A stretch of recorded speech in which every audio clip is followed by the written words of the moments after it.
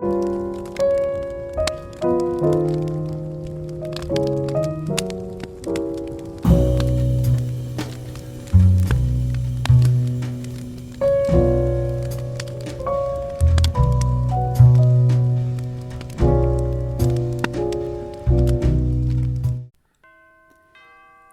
8 of The Four-Story Mistake by Elizabeth Enright, and it's called Noel, Noel. "This Christmas," Father said to them, "there is war, and I am poor. You'll have to do a lot for yourselves. You'll have presents, of course, but perhaps not such fine ones as before. Try to remember how lucky we are. A family living together in a nice, funny old house. A family that's fortunate enough to have light and food and warmth and no fear of anything." "That's quite a lot," Rush said afterward. "I've been reading the papers and I know that's quite a lot for us to have." So this year, they made Christmas for themselves. And it was fun. More fun, really, than buying things ready-made. Willie and Rush investigated the woods and returned with a Christmas tree and a Yule log. With much prickling and ouching, Randy and Mona made wreaths for the windows out of wild ground pine, evergreen, and holly. The old scarred Christmas tree baubles were resurrected from their box, and in addition, Oliver strung popcorn chains and made many paste-blurred link chains of gold and silver paper. And there were bright woolen tassels of Mona's devising, sewn with Mrs. Oliphant's sparkling sequins. The tree was beautiful when it was trimmed. The handsomest tree they had ever had, the Melendys thought. Christmas looked promising in spite of what Father had said. An enormous box had arrived for Mrs. Oliphant, and Oliver happened to know that there were other mysterious boxes on the top shelf of the linen closet. Cuffy spent the day before Christmas locked in the kitchen. Nobody was even allowed to look in at the windows. A dazzling fragrance breathed itself through the crack under the door and filled the whole house with frankincense and myrrh. This year the children had made most of their presents. Mona had knitted scarves for everyone out of the most brilliant colors she could find. They were like woolen rainbows. Randy had made a big sachet for Mona and another for Mrs. Oliphant, a pin cushion stuffed with milkweed for Cuffy, a blotter holder for Father's desk, and for Oliver she'd filled a scrapbook with cut-out pictures of planes, battleships, submarines, and tanks. For Rush, she had saved enough out of her allowances to buy a record he'd wanted for a long time. Boys are so hard to make things for, and she wanted to give him something he'd really like. Rush had composed a piece of music for everyone, a sonata for Father called Opus 1, a sonata for Mrs. Oliphant called Opus 2. The rest of them had regular names. Cuffy's was called Music to Cook By, Mona's was Incidental Music for Macbeth, Randy's was Funeral March in F. She loved funeral marches, and Oliver's was a military march, which he didn't appreciate. To Willie, who had often displayed a wistful interest in music, Rush gave a recorder and some easy tunes to play on it. Thereafter, mournful tootlings could be heard coming faintly from the stable at odd hours of the day or night when Willie wasn't working. Oliver made thick, wobbly clay ashtrays for everybody, though nobody smoked except Father. "They can use them for pins and elastic bands and things," Oliver told himself comfortably. To compensate for the humbleness of their gifts, they took great pains with the wrappings, especially Mona, who spent literally days rustling and crackling about among crepe and tissue papers, and was always trailing bits of string and red ribbon. "Shh," Rush said to Randy, "don't tell anybody, but I think she's building a nest." On Christmas Eve, they sang carols, all standing around the piano in the living room. The tree glittered dimly in its shadowed corner. It was asleep, waiting, and under its protecting boughs, it hid a rich harvest of unopened presents. Oliver's sock hung empty from the mantel. The rest of them had given up stockings this Christmas, and the Yule log in the fireplace was waiting for tomorrow, too. They sang God Rest Ye Merry Gentlemen, and Silent Night, and Adeste Fideles, and O Little Town of Bethlehem, and Noel, Noel, and lots of others. Randy's favorite was We Three Kings of Orient Are. As she sang its minor air, she could almost see the three kings riding on three tall camels, their glorious robes and glorious gifts all silvered and dazzling under the light of the star. "Look!" cried Mona when they had finished. "It's snowing!" How perfect! Snow on Christmas Eve. Please, please let it last until tomorrow. When she was ready for bed, Randy leaned out the window, far out so that she could feel the little cold sharp flakes against her cheek. They glittered like tinsel in the light from the window. She could hear the brook murmuring under the ice, and the spruce branches sighing and sighing under the snow. Randy sang in an exalted voice, and Cuffy pulled her in by the back of her pajamas. "You want to catch your death? Pile into bed now. It's almost 9. Randy threw her arms around Cuffy's neck. "Oh, I love Christmas Eve," she cried. "Even better than Christmas, I love it, because everything's just about to happen." "Influenza's about to happen if you don't get into bed with them windows open," growled Cuffy, giving her a kiss and a shove both at once. Randy went to bed, but not to sleep. For a long time she lay listening to the cold whisper of the snow. "Christmas, Christmas, Christmas," it was saying. She couldn't help wishing that she believed in Santa Claus again. On such a night as this, one could almost hear sleigh bells in the sky.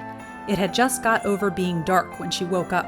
The morning was still new and unspoiled, like a pool into which no one has thrown a pebble.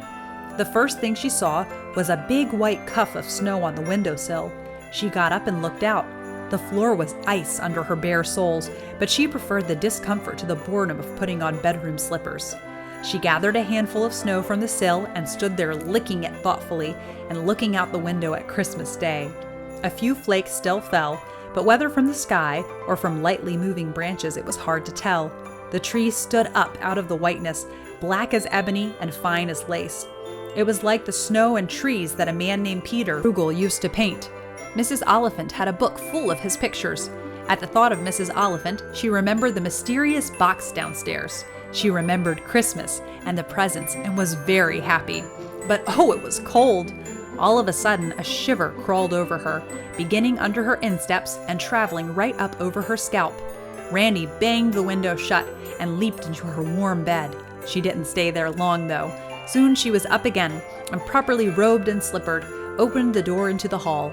The house was warm and still. "I am the only one awake," thought Randy. Or was she?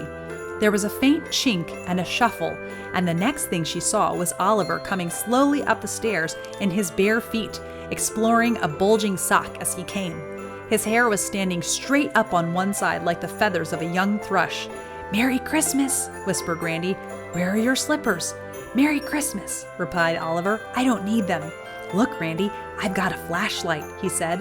"A pocket one and 2 little tanks, and there's something here that feels like a hand grenade." But it turned out to be a baseball. For breakfast that morning, they had waffles and country sausage and hot chocolate with big lumps of whipped cream on top, just like restaurant hot chocolate. Afterward, Rush went into the living room and played the Mendelssohn Wedding March, because it was the first thing he thought of. And Father threw open the doors, and there was the lighted Christmas tree, come out into its own at last, a shimmering mirage, a tree of paradise, a pyramid of jewels. Father distributed the presents. Papers flew, strings were tossed aside. Oliver grew white and strained with excitement. Probably he would be sick at his stomach when this was over. All the presents were successful. Cuffy had made taffy apples and boxes of fudge and gingerbread men for everyone. She even had a beef bone all done up in tissue paper for Isaac. Father's present was swell new books, lots of books, and all the kinds they liked best. In addition, he gave Rush a book of records, the Mozart Piano Concerto in C minor. Mona got the musical powder box she had craved for so long. Randy, a whole stack of drawing paper and a really super paint box. Oliver, a Mikado set, and Isaac, a new red collar with his name on it. "I thought you said we weren't going to have such good presents this year," said Rush, looking accusingly at Father. "I'm glad if you like them, but just wait till you see what Mrs. O has sent," Father replied. Her box was the last one. Mona cut the string. Randy pulled off the paper. Rush pried open the lid, and Oliver dived in. Inside, there were 4 pairs of ice skates. Ice skates with shoes attached to them. Just the right size for each child. "Oh boy," said Rush and Oliver. "Gee whiz," said Randy. "How absolutely divine," said Mona. Besides the skates, there was a brand glistening new typewriter for Father, a quilted bathrobe for Cuffy, a big swarm sweater for Willie, and a little warm sweater for Isaac.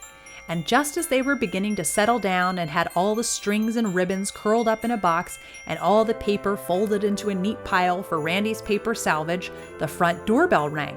When they got to the door, they were just in time to see the back of a pickup truck vanishing over the hill. Now, who do you suppose? What's that? Cried Cuffy, looking down. There was a long, coffin-shaped box on the front doorstep with perforations in the lid. Maybe somebody's left a baby for us to take care of, said Randy hopefully. See, there's a card under that red ribbon bow on the top. They looked at the card. It said, "Merry Christmas, folks, from Mr. and Mrs. Ed J. Wheelwright. P.S. Handle with care, especially when opening." They were very careful. The same suspicion was forming in every mind, and it turned out to be correct. For when they removed the lid, there, nestled in a burlap sack, was Krusty Wheelwright the alligator, smiling his dreamy and hypocritical smile. Father just said, "Well," and leaned against the door jamb for support. Oliver and Rush and Willie were delighted. Randy was pleased in a dubious sort of way. Mona shrank back with an affected little squeal, and Cuffy said, and repeated it several times a day for the next week or so, "My land, some people sure know how to pass the buck." She was quite cross, too, when Oliver said, "Oh boy, hip hip hooray, now we can keep him in our bathtub." Needless to say, this did not transpire. In a day or two, Willie got a tank built for Krusty, which they kept in the furnace room. But in the meanwhile, his abode was a laundry tub in the kitchen. It was an uneasy period for Cuffy. "Some Christmas," remarked Rush in a satisfied tone at the end of the day. He was playing Randy's funeral march for her, very quietly in the dusk. "I bet we're just about the only kids in the county, maybe even the whole state, that got such a big live alligator for a Christmas present. Or maybe the whole country, or maybe an alligator at all," agreed Randy, nodding her head slowly. "Yes, you know, Rush, it's funny, but we always did seem to be luckier than most of the people we know."